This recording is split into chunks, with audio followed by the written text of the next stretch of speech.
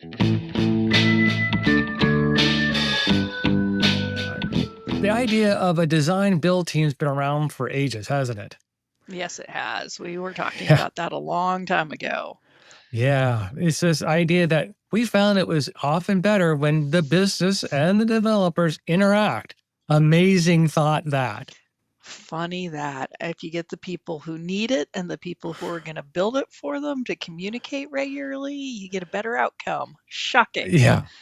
Yeah, and we had a hard enough time selling that, if I recall. We kept saying, we need to do this sort of design build thing. And everyone would go, yeah, we need to do it. And then business would go off and do their own thing, and development go off and do thing, often citing things like it's too expensive to bring all these people together, though they never talked about the expense of doing all the rework and bug fixing they had to do later on. But to do it. And so when Agile came along, and said, okay, we know we have to get these business and these developers together, the people who have the problem and the people who are going to build a solution to the problem and make sure they're communicating widely. So to make sure that's happening, we're going to add a third person to that dyad.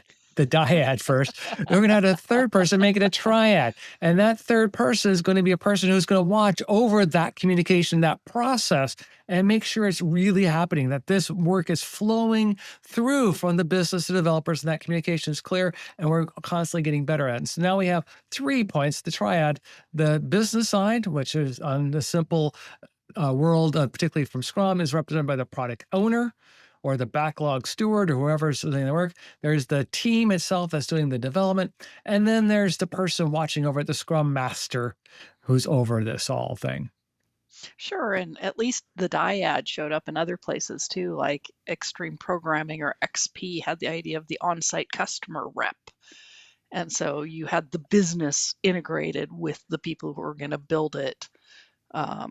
Literally, you're going to come sit here and be with this team.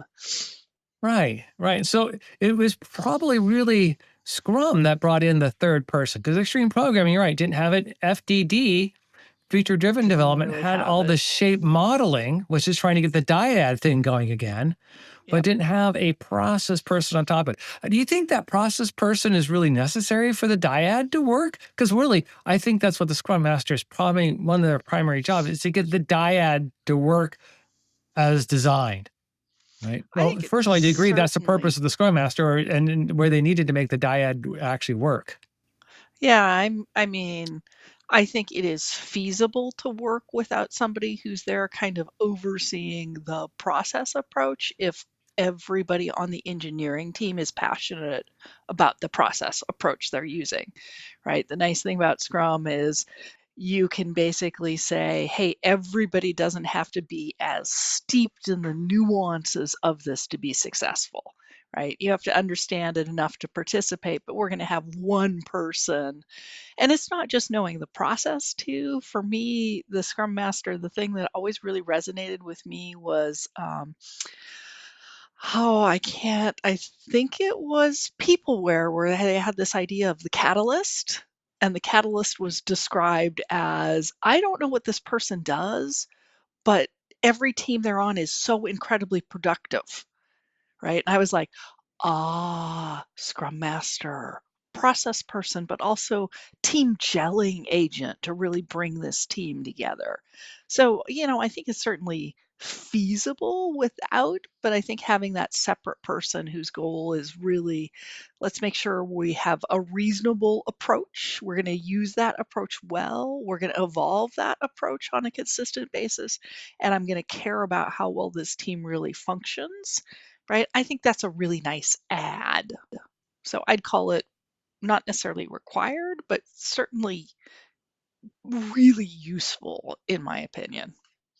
I really like that idea of a catalyst there. And Yeah. it resonates with me too, because if I think about this triad with the dyad that we tried for years, having that catalyst really say, hey, you're not showing up. Hey, you're not going, in the sense of accountability catalyst, right? Just someone's watching.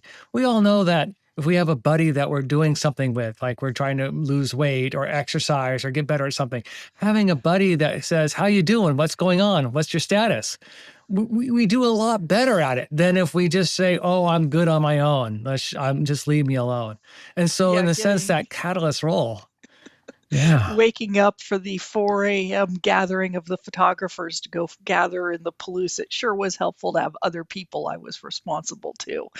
Exactly, exactly. And so in a sense, the Scrum Master acts as a little bit of that accountability catalyst too, I think.